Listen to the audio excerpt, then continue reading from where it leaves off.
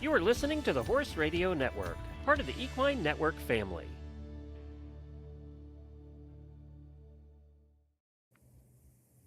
Hi, I'm Alex Beckstedt.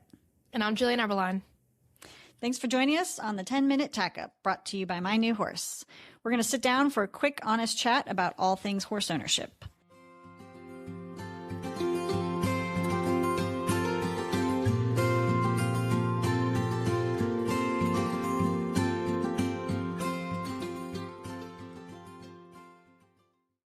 Welcome to this episode of the 10-Minute Tack-Up. Jillian and I are going to chat about something that I think is pretty universal among all horse owners, no matter where you live, and that is the flies. Especially right now, peak summer season. I know, Jillian, you're down there in hot, moist Florida where you probably have flies year-round, but I don't think we have a gold standard thing that we can recommend for flies on horse farms, but I think if you throw the whole kitchen sink at it, you might be somewhat effective. What have you found, Jillian, to work on your farm, on your horse? As you're just laughing, you're like, nope, nothing works. That's what I'm thinking. I'm like, there's only one thing, which I'll get to, that has ever really worked for me. And I've tried a lot. I mean, I've tried probably not everything, but pretty close to everything. So when I first got Shiloh, obviously I went to the tech store and I bought all this stuff because I was so excited. And I did end up getting him like a roll-on bottle of fly spray for his face. Right. Yeah. And I remember I took it out the barn and everyone's like, what is that? And I was like, I don't like spraying them in the face with fly spray. Not saying that people do that, but you know what I mean? Like, you want to get their ears, and he's kind of weird about his ears, whatever. I have noticed that works very well for him, because even when he sweats, it doesn't start leaking down his whole face and then, get it That's gross. nice. We also use swat a decent amount, like under his eye, which they look funny. They all look like paint horses going around the ring, but that's really worked well for us. I think there's so many people on social media talk about this hack and that hack, but it's like, is it just because they're trying to convince you to buy a product, or do they really work? I really want to try fly predators. I think that could be something that would work, especially like you said, we have flies year round. They never go away. So I tried to try fly predators, and I would love to give it another try, because I didn't do it the right way. Because, I had my horse at a boarding barn. There were 25 horses at the barn, and I talked to the barn owner. I said, hey, I've got a promo code for fly predators. Like, can I go ahead and order this for the whole barn, and we'll see if it works? And she's like, yeah, sure. But you have to be very diligent and accurate in how you apply them and use them for it to work. Like, the bag of the eggs shows up and it arrives, and you have to wait and you have to watch and you have to keep it at room temperature until the larvae hatch and start moving around. And then you can sprinkle them on your manure piles in your areas that need them. And so, the shipment would arrive in the office of the barn, and nobody would check it for a week, and then there'd be a bunch of dead bugs in there, and it'd be a complete waste. So I don't think you also have to reapply every 3 to 4 weeks for it to be effective. Okay. And so you just have to stay on top of it. And I would love to try that again and just do it the right way, because I think there's something to that. I think so too. And it's natural. Yeah, and so, I've gone down, like I said, all the rabbit holes of things. And I've read a lot about the people that, like you're saying, maintain it and keep up with it, love it, and swear by it. I think it's another thing to do and make sure it gets done. So if you have someone in the barn that could really be on top of it, I think it's a good solution.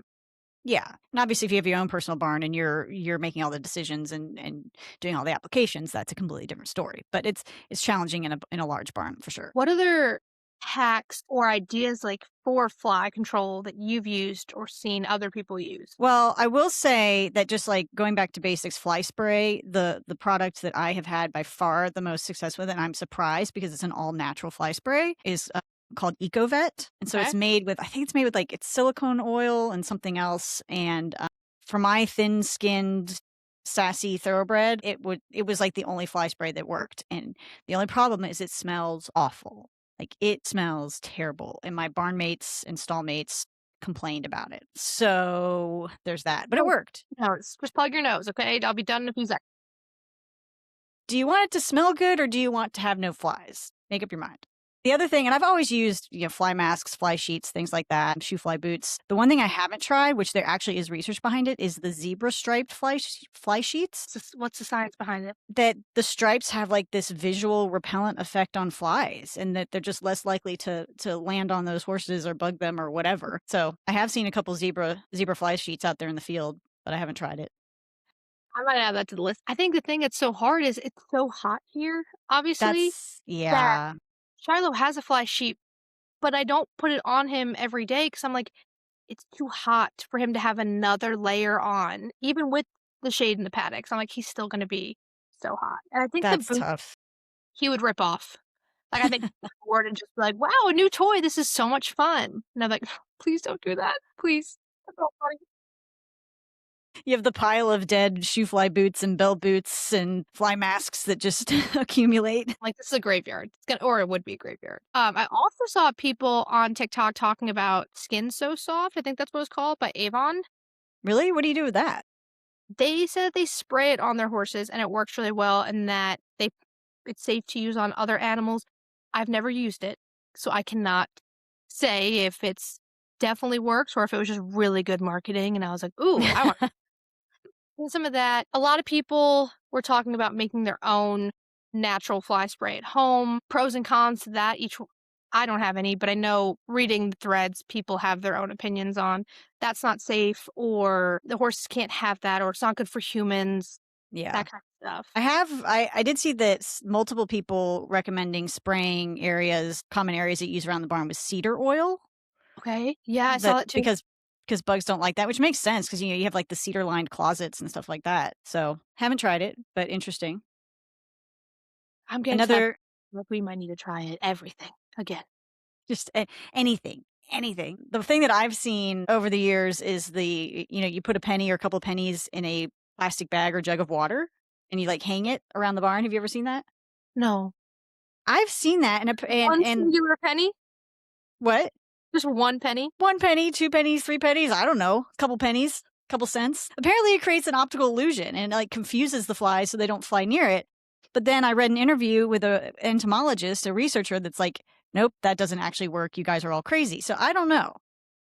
And pennies are right nowadays. They don't make them anymore. So you got to pay the pennies for it. That's true.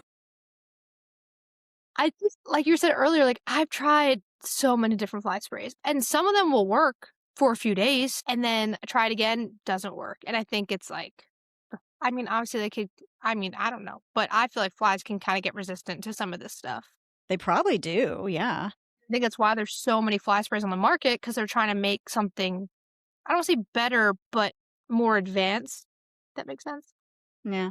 I mean, Shiloh always goes out in a fly mask. I don't think he likes it, but he keeps it on, so that's sorry, fine. buddy. Yeah, I don't really feel bad. I'm like, keep the flies out of your eyes. What else? One of the big boarding barns that I rode at growing up had one of those like spray systems throughout the entire barn that would spray, like it was on a timer every hour. It would spray the insecticide. I don't know how I feel about that. Like I feel like that's a no-no nowadays. It, like the amount of chemicals and like you said, the resistance that the bugs build up to it. I don't know if people do that anymore. But and like going back to what you're saying about spraying, like cedar, right? Yeah, cedar. People were talking about how they spray down their stalls and take the horses obviously out of the stalls while they do it. Some of the bad comments about that were like, this is toxic to horses, but they also dilute it so much that I'm almost wondering if I try it while Shiloh's at a show and his stall's empty for a few days. I don't think he's going to lick the walls, but do you know what I'm saying? Just in case it's toxic. Yeah. And because I don't really want to have fly traps, A, hanging in his stall, and B, if we would need so many in the barn that it would look crazy. I also think the fly traps are like a quick fix. Like they're not a prevention at all. Yeah, you can put small areas, but you put one in the barn, it'll be full in an hour. That's exactly. Well, I do think we'd be remiss not to mention some like just general smart management strategies, like fans. Like flies can't fly through the fans or the air flow from the fans. So just equipping your stalls and common areas with the fans, manure management.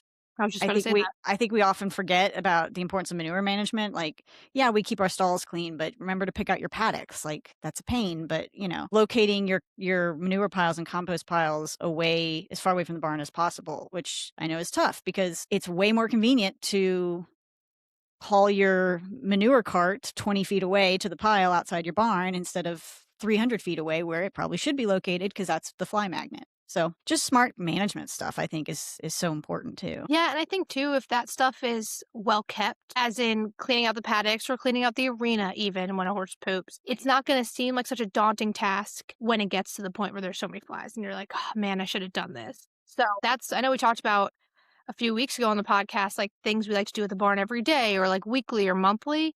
And I might add that to my list of at least weekly, just going in his paddock, picking it out and just being like, okay, I know this is done. Yeah, while it's manageable. No. Is it going to be a far walk to get to the manure pile? Yes. Am I going to complain the whole time? Yes. But it might make a difference. Well, if anybody else has any amazing fly control tips, please send them our way. Leave a comment on YouTube or email us